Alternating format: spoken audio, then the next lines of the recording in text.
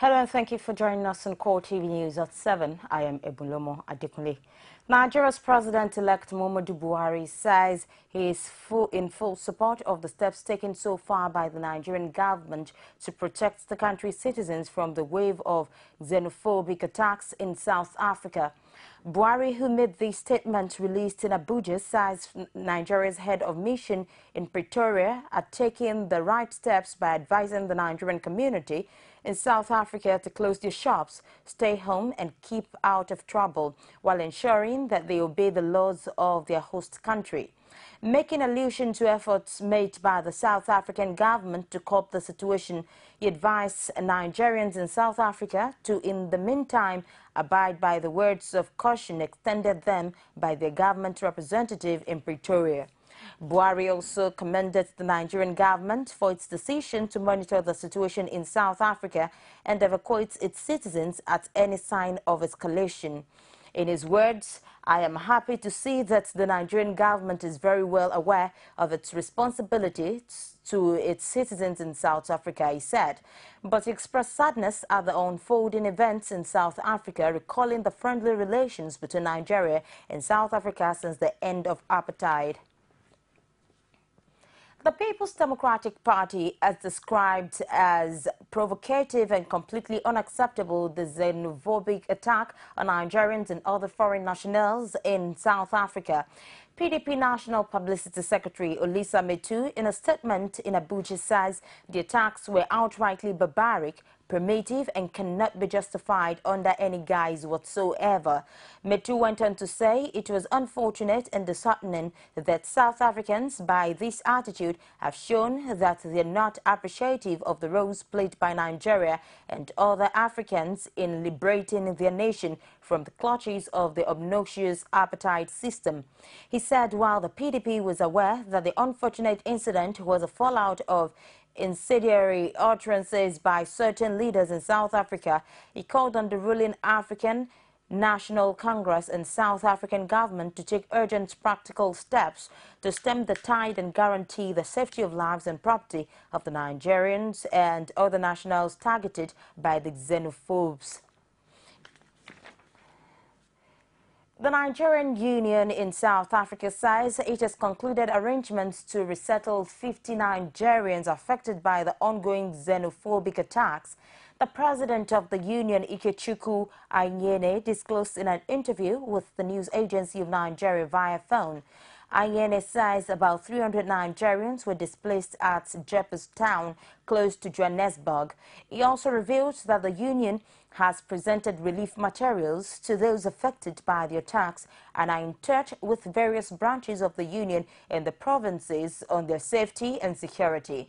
According to Anyene, Nigerian shops and businesses in Durban and Johannesburg have been looted and some burnt.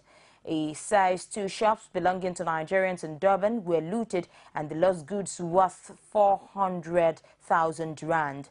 Anyene reiterated the union's call to the federal government to put more pressure on the South African government to halt the attacks.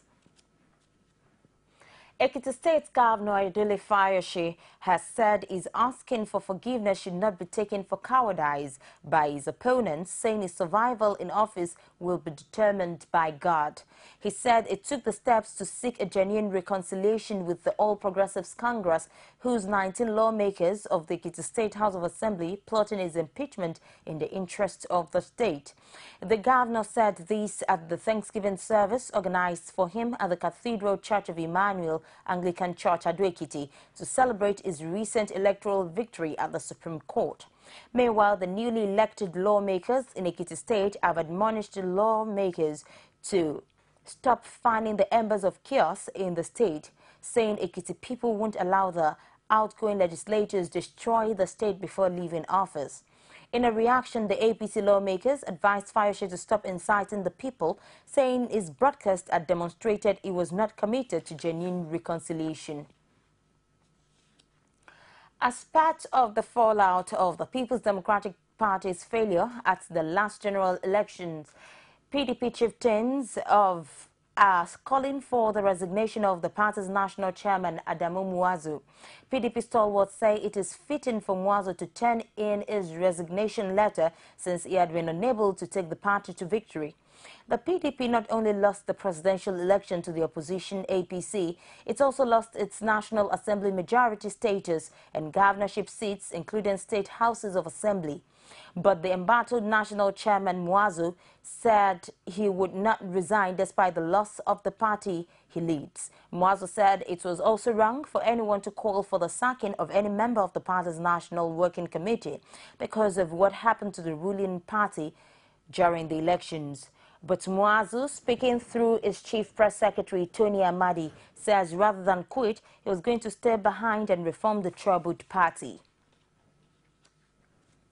The Lagos State chapter of the People's Democratic Party has berated Governor Babatunde Fashola and Lagos State Independent National Electoral Commission for refusing to conduct local council polls and abating the continuous existence of undemocratic councils in the state.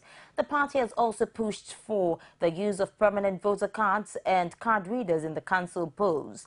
According to the PDP, the composition and existence of the councils as they currently stand is illegal, unconstitutional, and an aberration as they are not recognized nor accommodated in any of the nation or state's governing laws.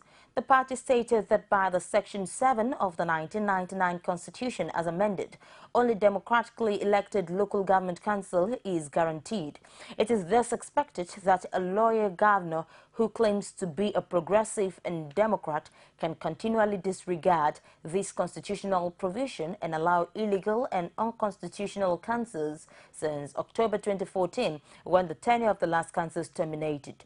The PDP consequently tasked Governor Fashola to prove beyond doubt that he is truly a Democrat by immediately ensuring that LASIEC releases the notice of elections for a free, fair, credible polls. The party also tasked the Lagos State House of Assembly to make necessary amendment to the present LASIEC law to accommodate the use of PVC and card readers to conduct the council polls. Ogun State's People's Democratic Party says it's heading for the election tribunals to challenge the victory of the ruling All Progressives Congress in the governorship and House of Assembly elections in the state. The party chairman in Ogun, Adebayo Dayo, insists its PDP governorship candidate Boyega Isiaka won in the governorship election, alleging that the APC rigged the polls by manipulating the scores at the collation center. In response, the APC has debunked the allegations through the Director General, Senator Ebukunle Amosun campaign organization, Bode Mustafa, who describes the allegation of rigging against the APC as unfounded. Mustafa insists the PDP's governorship candidate, who had declared himself winner before the election was concluded, should be questioned. In his response, the Ogun State Resident Electoral Commissioner Timothy Bitoye claims Isiaka's allegations were untrue.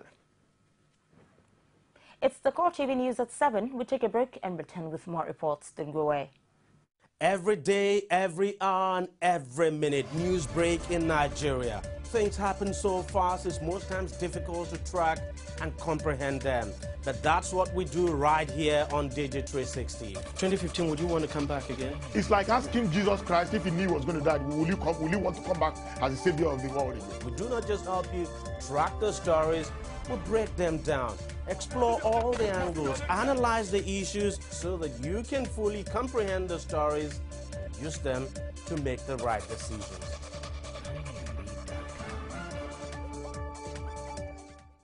Many thanks for being there with us, and for more on CoreTV News, you can visit our social media platforms. On Facebook, facebook.com/CoreTV News. Our Twitter handle at CoreTV News NG. On YouTube, youtube.com/CoreTV, with a space, then news. The All Progressives Congress in Rivers State has boycotted House of Assembly's rerun elections in 4 local government areas. Candidates who contested the April 11, 2015 House of Assembly election on the platform of the APC say they are not interested in the rescheduled poll. The Independent National Electoral Commission has rescheduled elections in 6 constituencies of 4 local government areas where elections were adjudged inconclusive. Leader of the State House of Assembly, Chidi Leard, had told journalists in Port Harcourt that the boycott was in line with a court injunction at the Federal High Court, Port Harcourt, and restraining INEC from conducting the election. The chairman of the Independent National Electoral Commission to suspend the proposed elections at their court proceedings pending in the Federal High Court, Port Harcourt, seeking to stop the elections. We believe that INEC, having been served the court processes on the 16th of April 2015, wants to ridicule the court and bring the court to contempt by going ahead, should they go ahead to conduct elections when such has been challenged in court. There are no national and international observers available to monitor the elections to ensure that they are credible, free, and fair, as they have withdrawn from their roles and left the state in the wake of horrible violence, bestiality, and disgraceful electoral malpractice recorded on the 28th of March and 11th of April 2015, respectively. To worsen this situation, there has been no official communication by INEC to us and our party, the All Progressive Congress, about the so-called elections due to be supervised by Mrs. Gesela Khan, whose handling of the recent elections have been most disgraceful and controversial.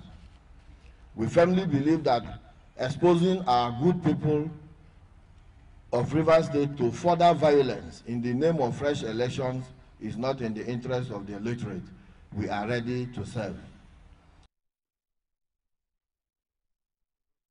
The rescheduled Oriawa Constituency 2 election conducted in Edo State was boycotted by the People's Democratic Party as the All Progressives Congress had a field day. The PDP pulled out of the exercise over alleged compromise by the Edo State Resident Electoral Commissioner Mike Igini. The election was conducted in 12 units in 4 wards of the constituency amidst tight security. These APC party agents, however, commended the smooth process while observing the absence of the aggregation committee started 8:02 in the morning. At about 1 this afternoon, we stopped. So we're about to start voting. The exercise is going on smoothly, no problem, no fighting. All the parties that are here, APC, there are some one PDP member that is here. You know, so we are all doing it smoothly. At the end of the day, we'll know who will win. I vote here. This is my community. So the voting, as you can see, is going on peacefully. Everything is in order, well arranged. You don't see any person, any divisions among us. All parties are here completed. So after the accreditation now, the voting properly want to take place. The PDP asked their agents and voters to withdraw. They withdraw out of this election. So since they withdraw, the other parties can continue with their vote. That's why we are here. It was supposed to be 2. Which is the PDP. So since they asked them to go out of the field, they went out. So the only the government.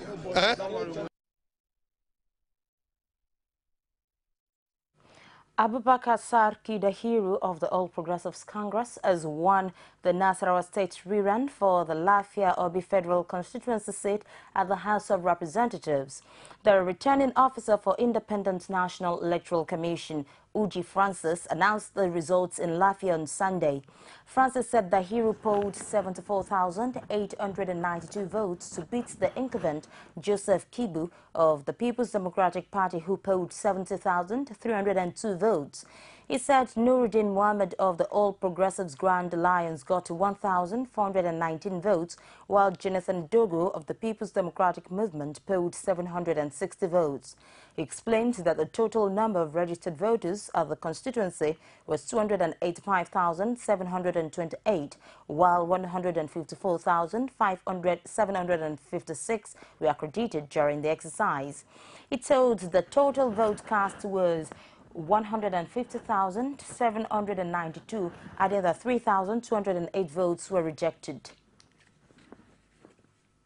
The World Health Organization says pesticide poisoning is the probable cause of 18 mysterious deaths in southwestern Nigeria. Those who died in Ondo State suffered from blurred vision and headaches and then lost consciousness before dying within 24 hours. A spokesman for the WHO said tests done so far had been negative for viral and bacterial infections. It said the current theory was that the deaths were caused by weed killer.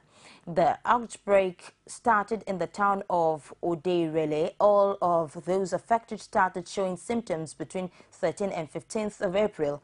The WHO spokesman, Gregory Hayes, tweeted, current hypothesis is cause of the event is herbicides, and tests done so far are negative for viral and bacterial infection. The tests were carried out at the Lagos University Teaching Hospital, the WHO said. And following mysterious deaths in a community in neighboring Ondo State, Ogun State Commissioner for Health, Olo Kunshoyinka, has assured residents that there is no cause for alarm in the state. He says the state had put on the alert the state's disease surveillance and emergency response teams. Shoyinka further explains that the residents of the state living in border areas with Ondo State had been advised against traveling to affected places. He says the two teams had maintained close contacts with the Ondo State authorities. No fewer than 17 people had been reportedly killed during the week as a result of a mysterious disease which broke out at Odeirele in Ondo State. The symptoms of the deadly disease are said to be sudden outset of blood or lost vision, headache, loss of consciousness, followed by death, all within 24 hours. It was reported that blood tests were being carried out on collected samples of the victims to ascertain if the deaths had been caused by injected poisons or other infectious agents. Shinka said the disease surveillance teams put together by the state governor, Senator Ibikunle Amosun, during the Ebola outbreak had been put on full alert. He said such mysterious deaths had not occurred anywhere in the state.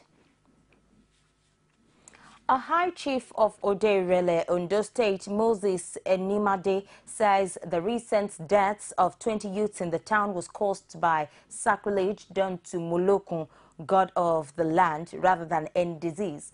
Addressing journalists, Enimade, the next in command to the town's monarch, Oba Cornelius Olariwaju Lebe, debunked reports that the deaths were caused by a strange disease or the dreaded Ebola virus. Instead, he said some stubborn youths broke into the inner room of Molokun Shrine on April 15th. It says Molokun is a deity of the land.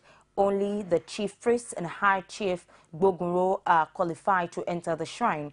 The youths entered the shrine and made away with traditional items in a bid to acquire extraordinary powers and engage in money ritual. They were not qualified to enter the shrine. They had to face death penalty. It says it could not remember the last time Molokun or any other god had to strike like this in the area. There is no community or town without its own culture and tradition. What happened in Irele is the judgment of the gods on stubborn youths, he added. Enimade says unless the gods are appeased, many will still die and will be buried according to tradition. Their corpses belong to the gods and will be exhumed if buried by the families. He added that the death caused by Molokun is characterized by severe headache and blindness. The Federal Airports Authority of Nigeria has raised the Hajj camp terminal of the Murtala Mohammed Airport, seizing and destroying goods. The special raid was supervised by the Chief Security Officer of the terminal, Uche Ukeni, who disclosed the arrest of a female suspect. Ukeni added that the suspects will be taken to the Tango City Police Station inside the MMIA for investigation and prosecution. Two canopies alleged to have been illegally set up, one used as a church and the other used for selling assorted drinks, were discovered by the FAAN security men. Ukeni told newsmen that the agency carried out the raid as a way of sanitizing the cargo terminal and sacking touts and hawkers operating illegally in the area. He said the illegal activities often allowed people who had no business at the airport to loiter around as touts, causing unnecessary panics and mayhem. He added that the female suspect arrested during the raid claimed to be a food vendor, observing that there was nothing to prove what she claimed to be during her arrest. He explained that any person interested in operating business at the airport should contact the Commercial Department of FAN for documents and approval. We'll take another break and return with a story from outside Nigeria. Don't go away. You can now watch CoreTV News live from anywhere in the world on our website, www.coretvnews.com. Click on Live TV on our website and watch us live. And welcome to CoreTV Primetime Days. To follow us on Twitter, click on Twitter icon on our website. On Facebook, click on the Facebook and YouTube to see all our previous news production. You can also watch us live on YouTube. Click CoreTV, leave a space, then News. CoreTV News, a 24-hour news station.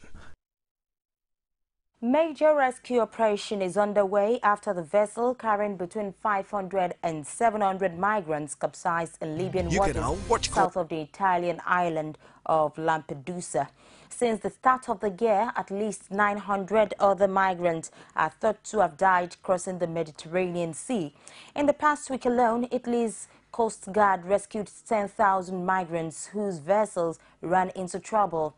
The Italian Coast Guard says the operation was still focused on search and rescue, but in time it will be a search for bodies only, and 20 ships and 3 helicopters were currently involved in the rescue. The migrants reportedly fell overboard when they rushed to draw the attention of a passing merchant vessel, causing their ship to capsize. Pope Francis expressed his deepest sorrow for the sinking and appealed to the international community to prevent such incidents from happening again. It was the Pope's second appeal in less than 24 hours. On Saturday, he backed a call by Italy for the EU to intervene in stopping more lives from being lost. Last year, a record of 170,000 people fleeing poverty and conflict in Africa and the Middle East made the perilous crossing to Italy. Thousands died making the journey. EU foreign ministers will meet on the migrants issue on Monday. And that's it on the news at 7. Join us again at 9:45 for the primetime news. Many thanks for watching. I am Ebulomo Adekunle.